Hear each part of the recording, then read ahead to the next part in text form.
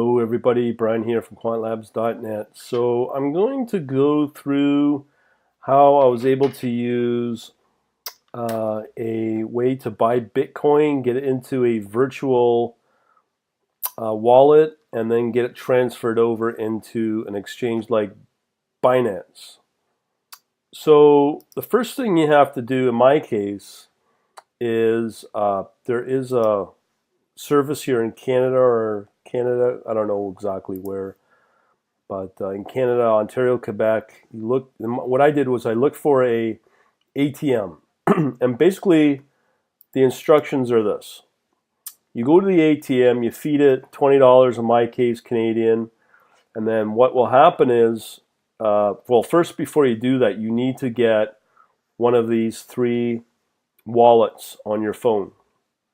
So when you do that, in my case, I went and got Coinami, and I'll tell you what you do with that in a minute.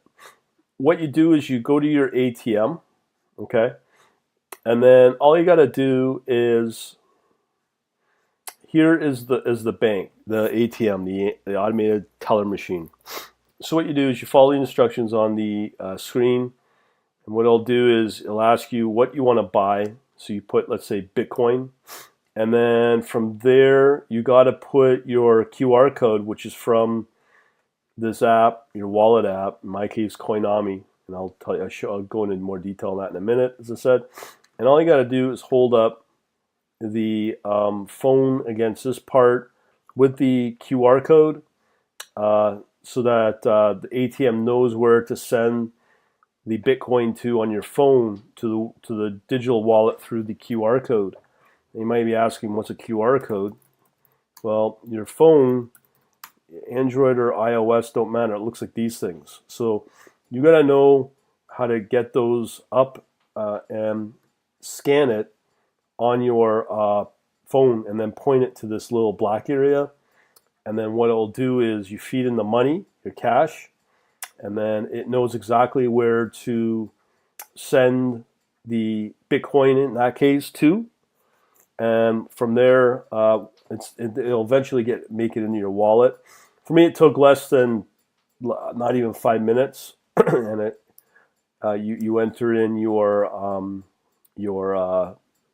phone or a email. Now, the less you work with the phone, the better, because then if the government decides to crack down on this company to find out all the transactions, they could do that via your phone.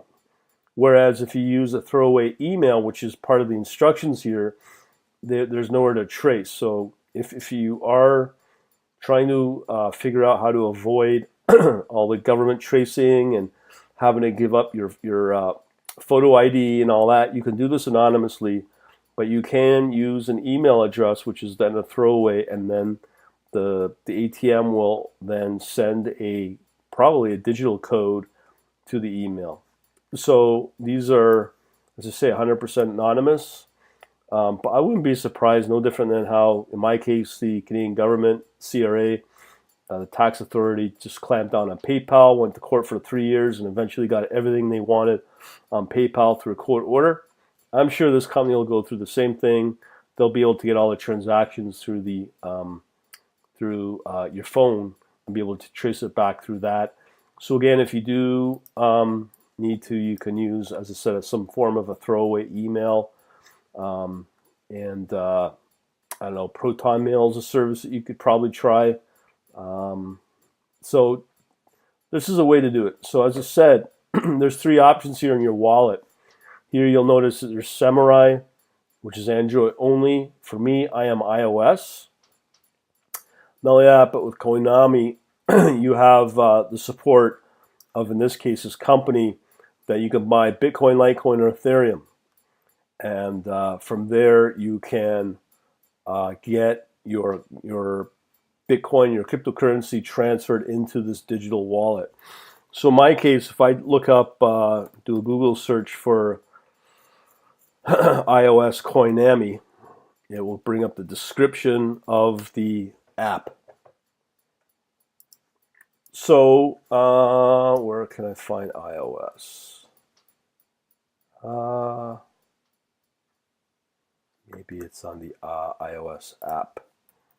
Search here. There's Apple. Let me just put Apple here. It should come up.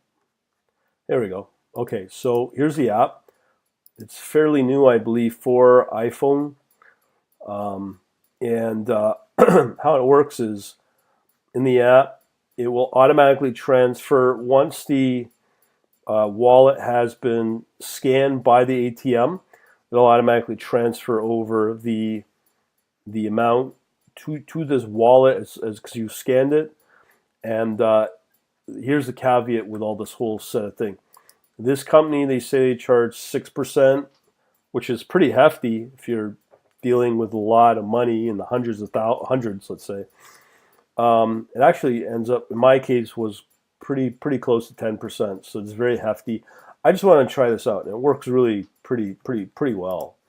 So now we have Bitcoin. So I had $20 went to 17.00717 Bitcoin, something like that. And this is how it works. Is now you have, let me pull up the description here. I think this is quite useful. See, here it is. Your private keys never leave your device. Strong wallet encryption, cryptography guarantee that your funds will remain safe. I would never trust that by that statement. But if you don't want to use the ledger one, as here, this is a virtual way to do it. Here's the big thing I love about it for this Coinami. Know your customer bureaucracy, which is what I was getting with Coinbase, which ticked me off because I had less things I have to submit. Photo ID, phone numbers, forget it. Not with the Facebook BS we went through with that Cambridge Analytica. No IP association, no identity linking, no transaction. Our servers anonymize your request by hiding your IP from prying eyes. So that's good. And as a result, supposedly it's safe. But please always remember, just use small, tiny amounts that you may be able to afford to lose. Don't put your life savings through this. And of course, I'm not here to say, oh yeah, do this to avoid taxes, because I think the transaction fees alone will eat up what you typically pay in taxes anyway. So there's really no advantages with this in that way. So that's basically how it works to get cash in my area, Ontario, into a Bitcoin on a digital wallet. So this is how I did it.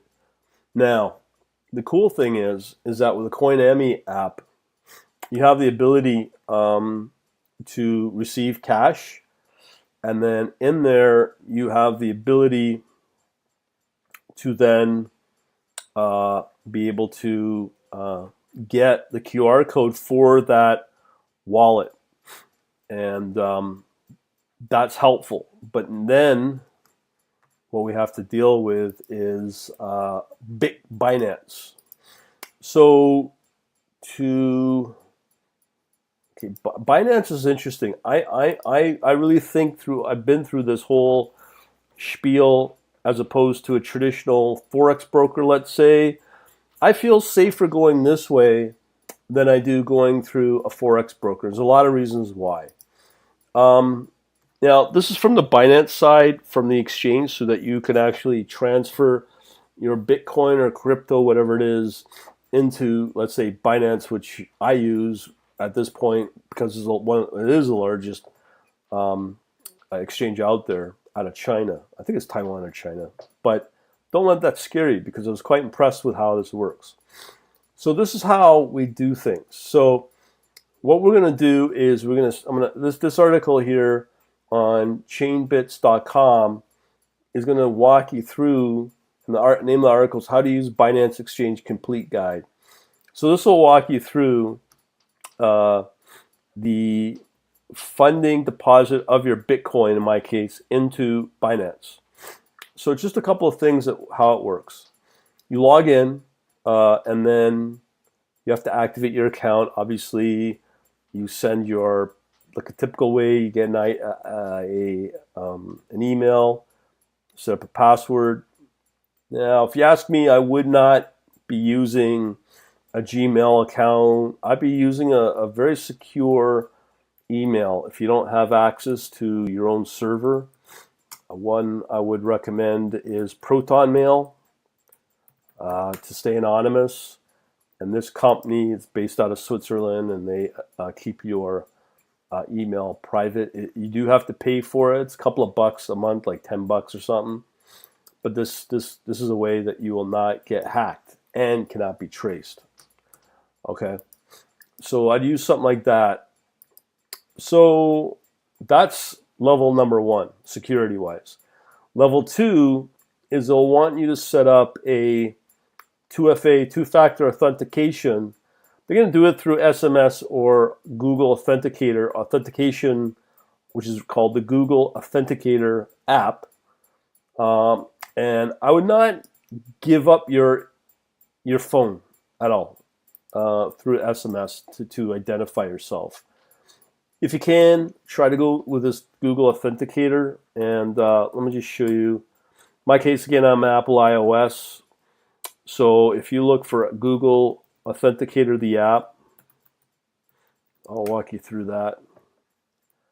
And basically what it does, it enables you to synchronize a service, which is in this case Binance, be able to synchronize to the service, Google Authenticator, and then every time you log in or do something to change something in your account with Binance, you have to log into this authenticator, and whatever number is showing on at that time, you have to log in and put that into Binance as another layer of security to synchronize that it's you and it's on your phone. So this is another way to secure your phone and your account on Binance.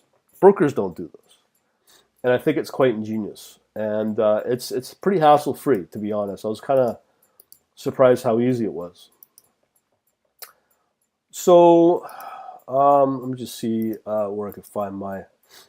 Oh, here we go. Okay, so what they will tell you is that you have to strongly recommend to use 2FA. In this case, it's Google Authentication. Once you go through that, again, I didn't do this, but when you're on Binance, what you'll have to be aware of, in my case, here's my Binance account, no big deal. But if you go back to this area here to synchronize the extra layer security, I would probably recommend Authenticator. But as your account grows with Binance, they need to be able to verify you somehow. And the only way to do that is through authentication. But if you have small amounts, I think the Authenticator from Google is an okay way to do it. So what you do is you download it, and then as you walk through the Binance, it'll give you a QR code again. QR codes are pretty well the way of the future, it looks like, obviously. And then what you do, and then at the same time, it will give you this recovery number. And you have to write this down or something to secure it. Because as it says here, resetting your Google authentication requires a support ticket that takes at least 7 days to process. So you got to make sure that you write down these crossed out numbers and secure it somewhere on a piece of paper or something.